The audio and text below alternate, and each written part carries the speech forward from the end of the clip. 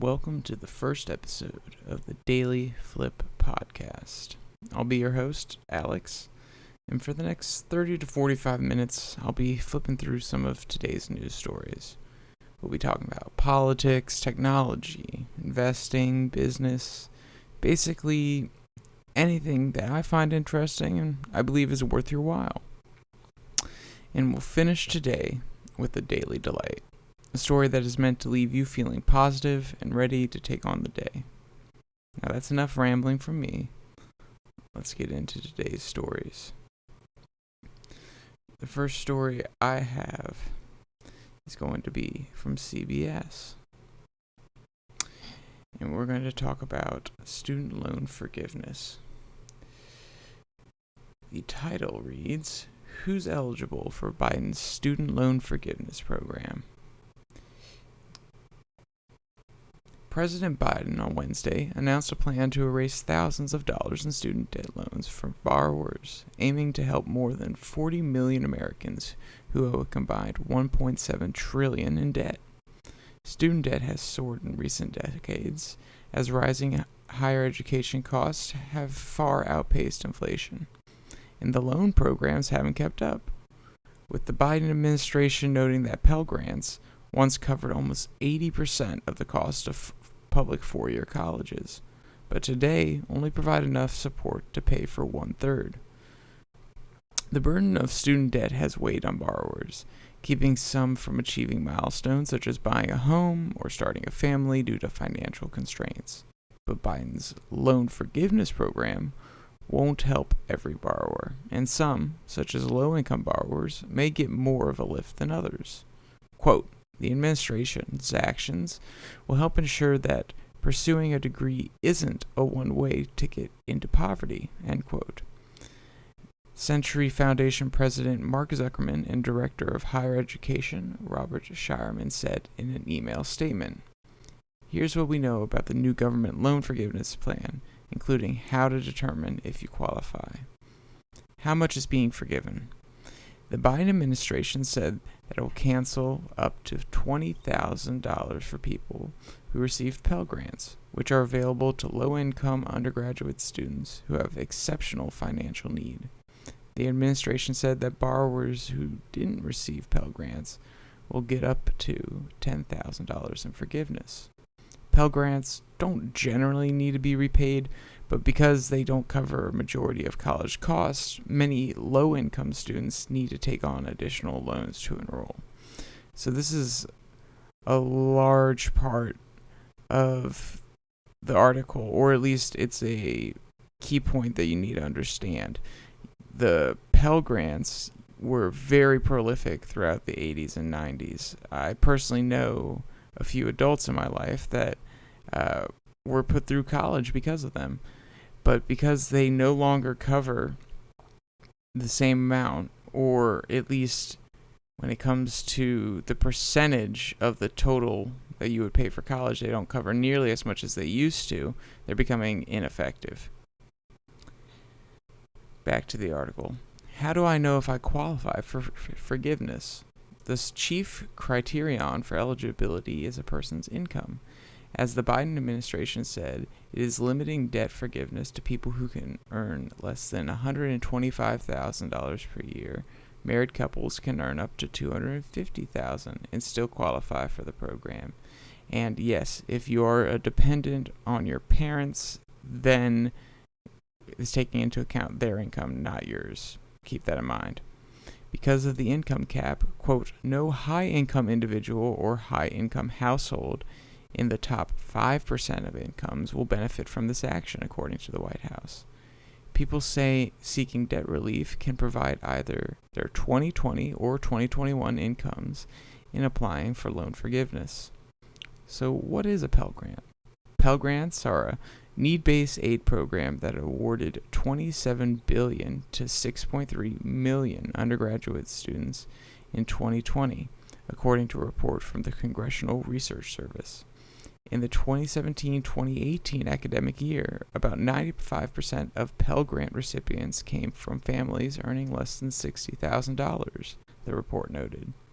Because the awards are grants, they don't have to be paid back, except in some circumstances, such as if a student drops out of college. Although they don't have to repay the grants, Pell recipients often do rely on other sources of funding to pay for college, which means they typically have more debt than other students. One report found that Pell Grant recipients typically graduate with about $4,500 in additional debt than other students. If you're not sure if you received a federal Pell Grant, review any financial aid letter awards administered through the Office of Federal Student Aid. Why are Pell Grant recipients getting more debt relief? Because these recipients are from lower income families, with about half of the grants going to students from families earning less than $20,000, according to education site Education Data Initiative. The typical grant is about $4,500, far less than the average annual tuition of $37,400 for a year of college at a private institution, or almost $10,000 in tuition for a public college. As mentioned above, that means Pell Grant recipients take on more debt to graduate.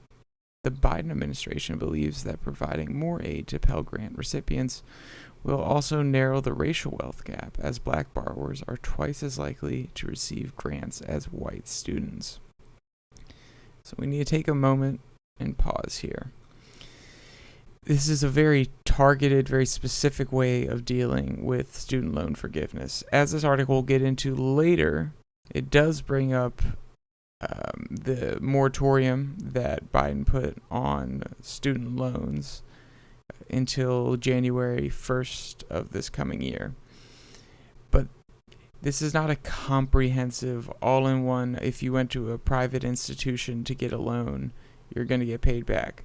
They're trying to address this in a very specific way. It's basically, from what I can tell, it's a tester program. They're seeing if they can actually afford to do it. Do I think that we should be using taxpayer dollars to forgive student loans? Not necessarily. But I also understand that, like the article said, it is a limiting factor for a lot of people who have come out of college. They can't start their families, or at least they're afraid to, and it weighs on them. I mean, my aunt was paying back her college tuition loans until she was maybe 45, maybe 50 years old.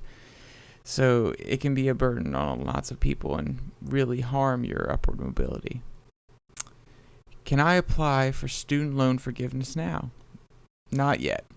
The Department of Education is working on what the White House describes as a simple application process for borrowers to claim relief.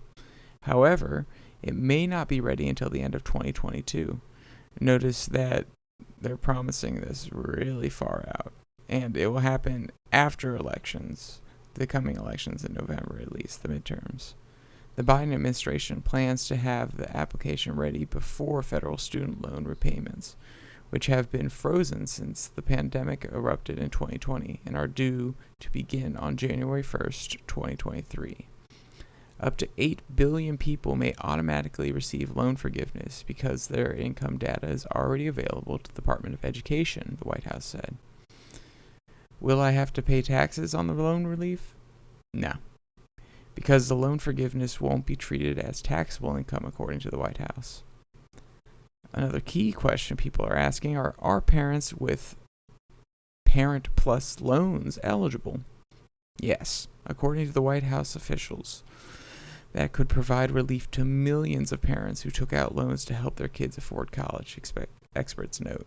Quote, these 3.7 million families whose parents owe upward of $104 billion through Parent Plus loans are the hidden casualties of the student loan crisis. Quote, according to the statement from Century Foundation President Mark Zuckerman and the Director of Higher Education Robert Shearman.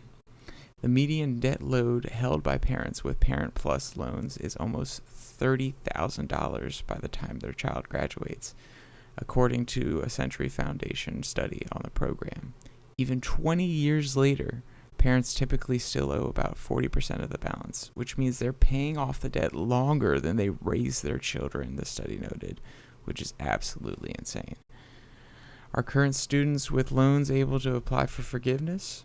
Yes. According to the White House, students who are dependents will use their parents' income to determine whether they are eligible for debt forgiveness. So that's what I mentioned before. They're basing it off the parents' income if you're a dependent. So that was reported by the Associated Press. Overall, really simple story, but it just kind of highlights the current administration's policy towards students and gives us an insight as to what's to come and where we're going to be spending our money. On a different note, I have an article here talking about Bitcoin prices from Binfold. Bitcoin price consolidates above 21,000 as big move imminent for Bitcoin. In early U.S. trading on Wednesday, August 24th, the price of Bitcoin measured against the U.S. dollar is marginally down by 0.27%, according to coin market cap data. Although prices have remained relatively stable this week, so far, bears appear to have a slight technical edge in the short term, with Bitcoin trading at 21,000, down over 9% in the last 7 days. What's more, volatility has been reduced as a result of the pause, which could indicate that more significant price moves is likely to occur shortly. Presently, statistical probabilities point to a more considerable move being to the downside. Notably, the asset just had a 2-month rise that resulted in its price surpassing 25,000, and investors are now concentrating on cryptocurrency's next target price. Based on the votes of 20,683 community members, the crypto community on CoinMarketCap forecasts that Bitcoin's price will increase by more than 30% from its current level on an average of around 29,000 by the end of September. Note, these are not all experts weighing in on the poll. This is public sentiment, so there's no guarantee here. This is not financial advice from Finbold. They're just taking an analysis of people and seeing what they believe will happen. After Bitcoin's latest recovery amid a pulling of the asset out of the prolonged bear market, the consensus forecast among the community is still favorable. However, Bitcoin's failure to break the 25,000 barrier has surfaced as macroeconomic worries continue to take center stage. This is due to the fact that cryptocurrency markets have reacted badly to the decision of the Federal Reserve to increase interest rates in response to mounting inflation. With that being said, cryptocurrency analyst Michel van de Poppe suggests that it would seem that cryptocurrency markets are more willing to break higher than it is to break down, he noted. Quote, "It looks like markets are more eager to break upwards than downwards. Consolidation happening, while some altcoins are already breaking upwards out of the construction." He added, "Overall, if the euro and the USD will have a short-term bounce and reversal, I would expect risk on to do very well. I'm still surprised at the recent strength of crypto, which has been consolidating quite nicely." End quote. Despite several weeks of increased volatility, the total value of the cryptocurrency market has maintained its position above the 1 trillion threshold as the market awaits Federal Reserve Chairman Jeremy Powell's address to the Global Central Banking Conference on August 26th. So, as of recording this, it is the 25th, so we'll be looking out for that information on the 26th. And yeah, overall, I think it's a good trend. Personally, I bought in on the low end, so I hope it goes up, but I don't see any reason why it would go up. I also don't see any reason it would go down. I'm not a financial analyst, or at least I'm not one that has enough knowledge of the crypto market to predict where it's going to go. I think it is strong, or at least a strong indicator, that the entire market's value is still above 1 trillion.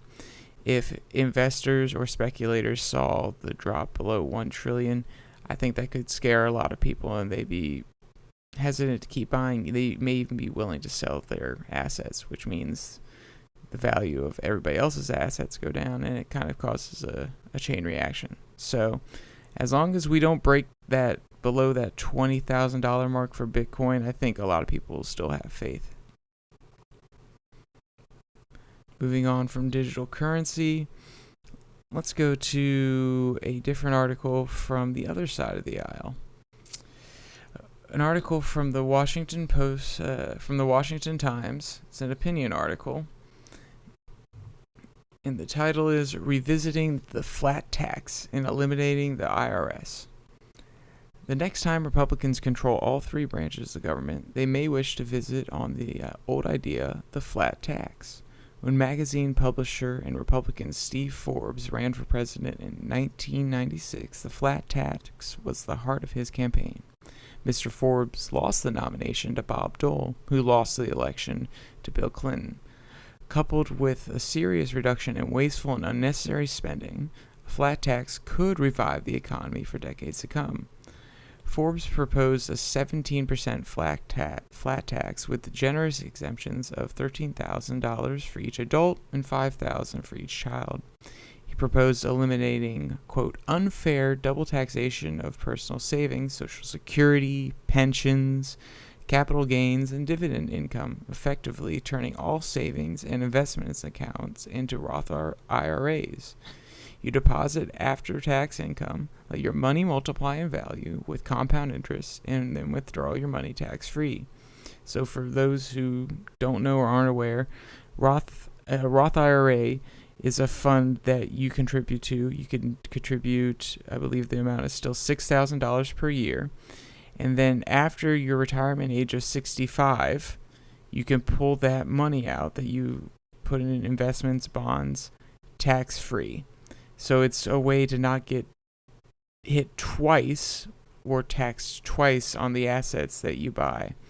So typically, you have to pay a capital gains tax when you sell investments. So if I put in $10,000 into Apple, let's say, and 5 years down the road, I sold that and I made $1,000. Great return. If I made that, I'd be extremely happy. Then not only was I taxed when I received that money from my employer, Social Security, 401k, state income tax, but now I'm also taxed on that $1,000 gain when I sell the stock. So this is a proposal, or at least Forbes' proposal would get rid of this, and that's why they're saying that basically everything would be a Roth IRA. Let's continue. Mr. Forbes also wanted to erase the, quote, unfair alternative minimum tax and death tax, quote, calling them regressive taxes that hurt working families, small business owners, and especially farmers who want to pass their farms to their children. I do have a personal opinion on this one, and I do agree. The inheritance taxes in Virginia and the United States in general are outrageous. I think that they can be very damaging to families who want to keep or generate generational wealth. It really is a hindrance, and it prevents families from moving upward because they're giving sometimes up to a quarter of the estate or any assets their parents had. They're giving a quarter of that back to the state when they pass away. That can really, really dent some families that are living on low income.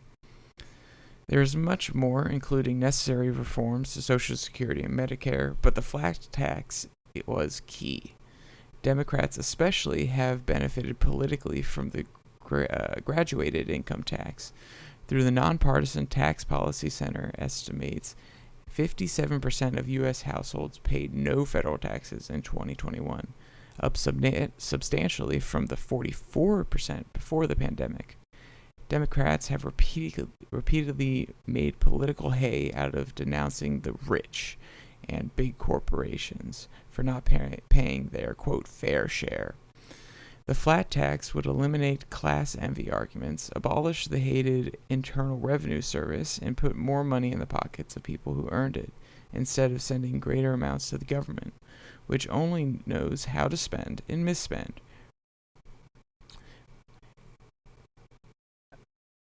The author emailed Forbes requesting an update, and he responded, quote, "The flat tax is a simple, comprehensive, and fair. The only deduction would be for yourself, your spouse, and your children. It would also be simple for businesses. Deduct from revenue the actual costs of doing business, such as labor and materials. Investments would also instantly be expensed. With the flat tax, the country would blossom and politics would be less polluted. No more never-ending lobbying for special tax interest breaks or credits." This is true to some degree. From my understanding, while it would be beneficial, and I don't know if it would necessarily get rid of the class envy as he's talking about, because if Jeff Bezos is only getting taxed 17%, and you're getting taxed 17%, and he's making 10 times as much as you, I don't know if that's necessarily going to relieve the envy that some people feel when looking at the upper class. I do think that it is a more fair system, but in the process, when creating this new tax code, we have to close loopholes. If people are really adamant about ensuring that the quote-unquote rich pay their fair share, then these tax loopholes that they use to pay less in taxes need to be closed. And they've been put there intentionally by lawmakers, not just Republicans, not just Democrats. It's been a bipartisan effort over the last 10 years. So if people want to take this issue seriously and they actually want to address it, they need to close this loophole and worry about implementing a flat tax. We need to address one problem at a time. The tax code is a foreign language to many. As of 2018, it comprised of 60,000 pages in 54 volumes, according to the Tax Foundation, the nation's leading independent tax policy 501c3 nonprofit. The U.S. ranks 21st out of 37th in the nations in tax simplicity. Estonia has been first for 8 years. Maybe we could learn something from them. Looking at states with no state taxes to see their prosperity, it is a major reason so many Americans are moving from high tax states to those with little to no taxes. Unfortunately, one cannot escape the long arm of the IRS. Oof, heated language. Your bias is showing here. I know it's an opinion poll, but the long arm of the IRS. I'm trying to make it sound scary. A flat tax and the elimination of the IRS might help reduce the anger many people have about Washington and big spending politicians. But that would mean Democratic politicians would no longer have the issue, and having the issue serves their political interests. I think he's definitely right. I think it's a bludgeoning tool, just as gun rights are for the Republicans. And I think, personally, the IRS is a little bit bloated. I was reading an article the other day talking about the 80,000 that the $80 billion that the Biden administration is trying to put towards the IRS so they can better handle taxes that were not filed properly or not filed at all, and also to close the loopholes that I was just talking about a minute ago. But that's a lot of bloated spending. If we could eliminate an entire agency by having a flat tax, I think it at least needs to be considered, or at least discussed more. All right. Now we go to a little bit of international news. Taiwan proposes 14% jump in defense spending to deploy drone systems after rock-throwing video. Taiwan proposed a record $586 billion in defense spending for next year on Thursday, August 25th, a double-digit increase on the 2022 funds for new fighter jets weeks after China staged large-scale war games around the island.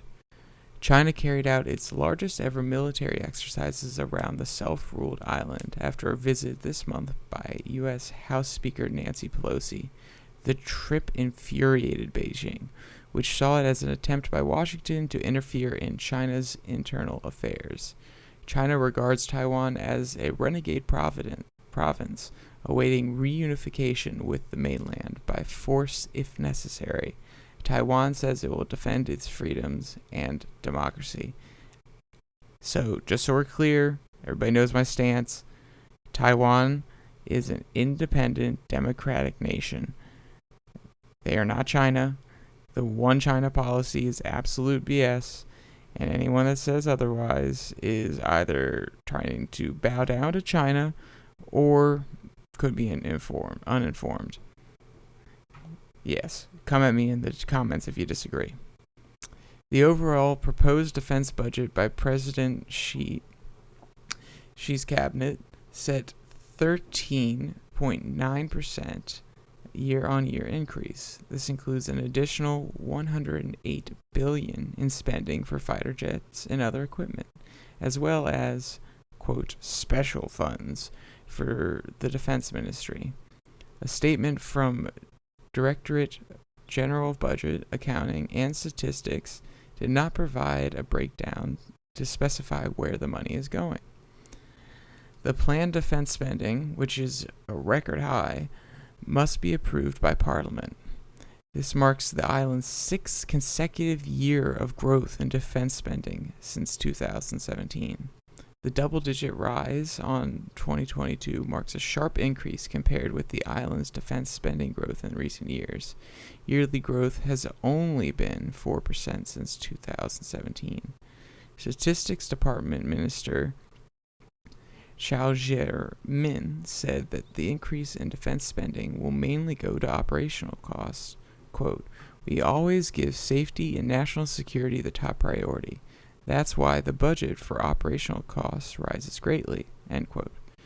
Mr. Chu said, pointing to the costs such as fuel and maintenance for aircrafts and ships dispatched to counter Chinese military activities near Taiwan. Excluding the extra budget for military equipment and funds proposed to defense spending, this represents 12.9% year-on-year increase compared to the 20.8% increase in overall government spending for the next year.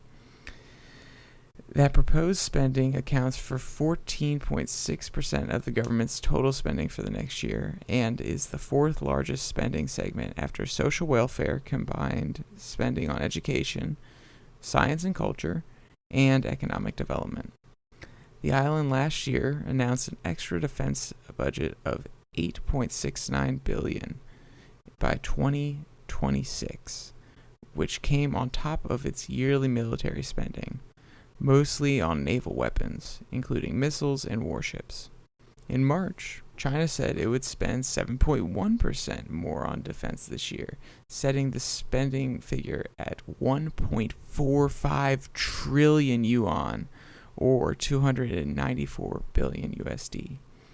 Though many experts suspect that that's not a true figure, an assertion the government disputes. China has been continuing its military activities near Taiwan, though on a reduced scale.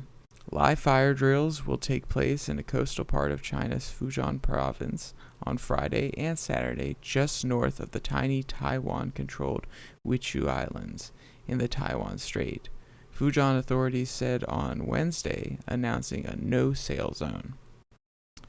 Ms. Tsai has made modernizing the armed forces, well armed but dwarfed by China, a priority.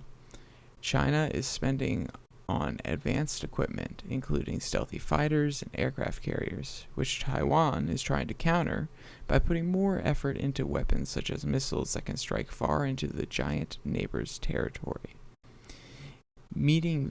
Visiting Japanese academics at her office on Thursday, Ms. Tsai reiterated that the determination to protect their sovereignty, freedom, and democracy would not change, quote, due to present pressure or threats. Quote, "At the same time, as a responsible member of the international community, Taiwan will not provoke incidents nor escalate conflicts," end quote, she said in comments made on her live social media pages. So, to the rock-throwing video. Separately, Taiwan will next year begin deploying drone defense systems on its offshore islands. the defense ministry said after footage emerged of Taiwanese soldiers throwing rocks at Chinese drones that buzzed by a guard tower near China's coast. Taiwan has complained of repeated Chinese drone incursions near its offshore islands as part of China's war games and drills after Mrs. Pelosi's visits. The brief video clip circulated first on Chinese social media before being picked up by Taiwanese media. This video shows two soldiers throwing rocks at drones that got near the guard's tower. In a statement late on Wednesday, the Defense Command of Kenmin, a group of Taiwanese-controlled islands that sit opposite to China's Zenmen and Quezon cities, said the incident occurred on August 16th on Erdon Isle, and confirmed that the soldiers had thrown rocks to see off what they called civilian drones. Taiwan's defense ministry said in a separate statement that starting next year it will deploy anti-drone systems, which will be first placed on smaller islands. Quote, officers and soldiers at all levels will continue to implement vigilance in accordance with the principles of not escalating conflict or causing disputes, it added. China has not commented on the footage, which has received millions of views on Chinese social media, with users making fun of it.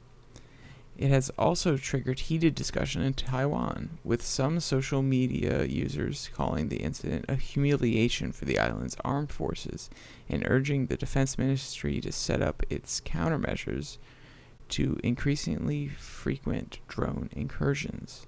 The Kenmin Defense Command said the footage was another example of China's, quote, cognitive warfare against Taiwan, an attempt to, quote, denigrate its armed forces.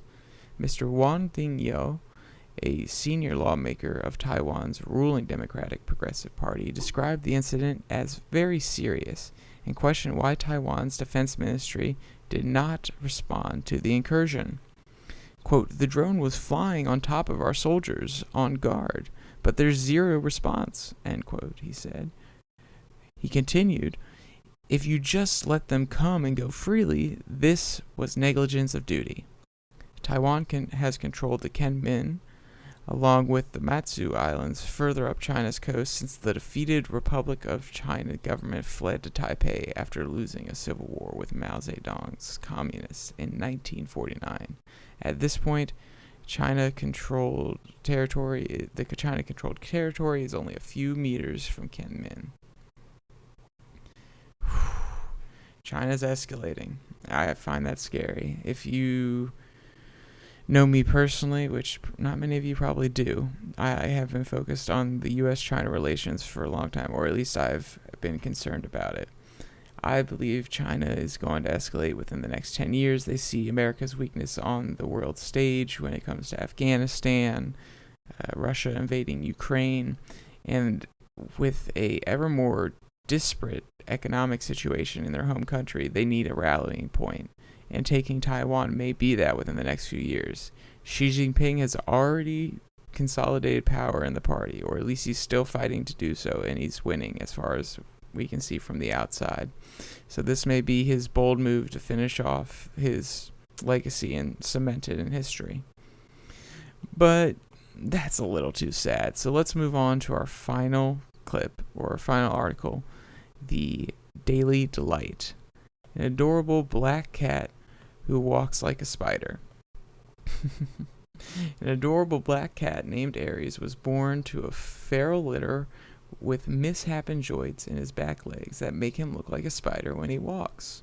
Luckily, a shelter rescued the whole litter. Aries wound up in a foster home that gave him both love and attention, so that when he was adopted into his permanent home, he was able to walk and play with the other cats in his new household. Aries appears to be completely aware of his disability. In fact, he is far more adventurous than many other house cats. He loves to go outside. He doesn't mind being put in a carrier or harness because it means that he can run on the beach, go to the park, or even go for a boat ride. He's also very happy to stay at home where he can eat all the shrimp he wants. He's a very cute little guy. There are Instagram posts here of him out on the boat, him relaxing with his friends, and I've watched the videos. He does indeed run kind of like a spider. If you want to see the videos yourself, you can just look up the black cat who walks like a spider. Also, down below in the description, I will be linking a magazine on Flipboard so that you can read all the articles for yourself. Well, thank you for joining me today, guys. I hope that last story leaves you feeling a little bit more positive, a little bit better. And all I have to say is, stay safe, don't die.